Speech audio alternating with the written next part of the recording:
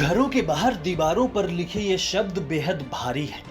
Tractor और pickup में भरा जा रहा घर का सामान और सामान भरते लोगों के चेहरे पर मायूसी की लकीरें बता रही हैं कि ये दर्द अपने आशियाने से बिछड़ने का है, क्योंकि बिछड़ना अब मजबूरी बन चुका है और खुद की सुरक्षा सबसे बड़ी जरूरत। मजबूरी इसलिए क्योंकि इनकी रक्षा करने वाली खाकी ही अब इनकी भक्षक बन चुकी है, क्योंकि पुलिस ही अब गुंडागर्दी पर उतारू हो चुकी है। दरअसल ये हैरान और परेशान करने वाला मामला रामपुर जिले के थाना भोट इलाके के मुतियापुर गांव का है और ये गांव से हो रहे पलायन का आरोप किसी गुंडे पर नहीं बल्कि योगी जी की पुलिस पर है। दरअसल मामला चुनावी रंजिश का है। हाल ही में हुए पंचायत चुनाव में विजयी हुए प्रधान का आरोप है कि थाने के एसओ पूर्व प्रधान के साथ साठगांठ करके उसे जिताना चाहते थे, लेकिन जब पूर्व प्रधान इलेक्शन हार गए तो एसओ साहब आग बबूला हो गए और नए प्रधान और उसके समर्थकों के खिलाफ फर्जी मुकदमा लिखकर कहर ढाने लगे। आरोप है कि थाने के इंचार्ज ने पुलिस बल के साथ गांव में पहुंचकर कई घरों में तोड़फोड़ की, लाखों का नुकसान कर दिया, साथ ही एक एक को परिणाम भुगतने की धमकी देकर चले गए। तब से ही लोगों में खौफ है और पुलिस के डर से घरों को छोड़कर पलायन करने को लोग मजबूर हैं। पूरा मामला यही है कि चुनावी रंजिश में एसओ साहब मुझे जब मैं खड़ा हुआ था इलेक्शन पे उसी टाइम से तंग कर रहे हैं मुझको और ये कह रहे थे कि तुझको मैं जीतने नहीं दूंगा। इन्होंने कुछ धर्मपाल से पैसे ले रखे थे जो इन्होंने मुझे के मतगणना पे भी इन्होंने मुझे वहाँ भी गालियाँ दी और गालियाँ दे के कहा चल साले तू प्रधान बन गया, भाग यहाँ से। और उसके बाद में एसओ साहब ने मेरे खिलाफ़ और मेरे समर्थकों के खिलाफ़ इन्होंने झूठा मुकदमा लिखा जो पूर्व प्रधान की पत्नी ने हमारे संग लिखवाया और इन्होंने हमारे समर्थकों को पीटा और उनके घर की तोड़फोड़ की और लोग यहाँ से हमारे गांव से ग्राम मुतियापुरा से प्लान करने के लिए तैयार हैं और वो कई लोग जा भी चुके हैं। दरवाज़ा पे ये लिखा है ये मकान बिका हुआ है, जो बेच के ये कहीं अपने रिश्तेदारों पे कहीं जंगलों में जाएंगे। तोड़फोड़ ऐसों ने और उनके जो पुलिस वाले थे 10-20 हमारी अब हमने लोगों को समझाया है कि मत जाओ, पर वो यही मांग कर रहे हैं कि एसओ साहब यहाँ से बदली हो जाना जरूरी है।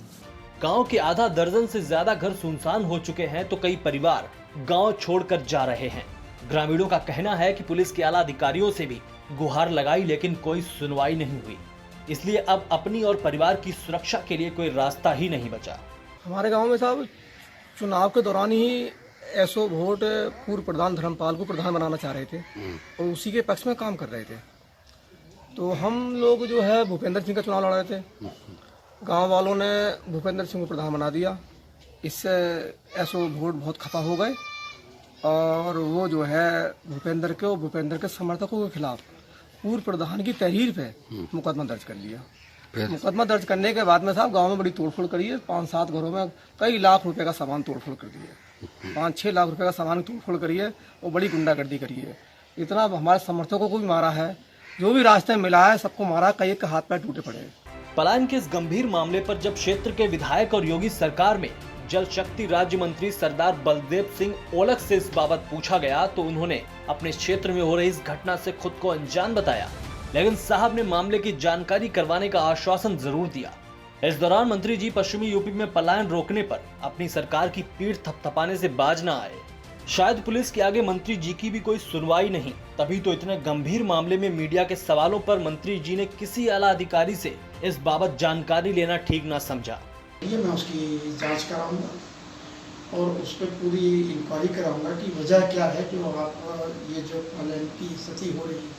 हमारी सरकार तो बसाने का काम कर रही है, पलायन का काम नहीं करती, क्योंकि आपने देखा चाहे पश्चिम में जो लोग कैराना था, मुजफ्फरनगर था, ऐसे शामली था, वहाँ के लोग उस समय समाजवादी की सरकार में, बीएसपी की सरकार में गुंडागर्दी, बदमाशी ये सब फिरौतियाँ चलती थी, तो इसलिए लोग वहाँ पर, और जैसे ही माने मुख्यमंत्री योगी आदित्यनाथ की सरकार बनी है और सब लोगों ने वहाँ पे जब गुंडों को वहाँ से भगाया है, जो पैसा वसूल करने वाले उन्हें सख्ती करी है, तो वहाँ पे लोग बसना चालू हुए हैं और रोकना चालू हुए 2017 से।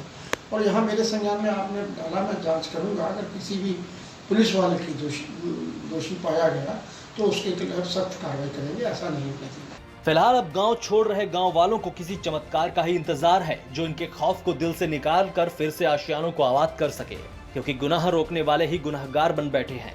अपराध रोकने वालों ने अपनी आंखें बंद कर ली हैं और गुनाह सुनने वालों ने अपने कान। रामपुर से कर्मक्षेत्र टीवी के लिए राहुल मौर्य की रिपोर्ट।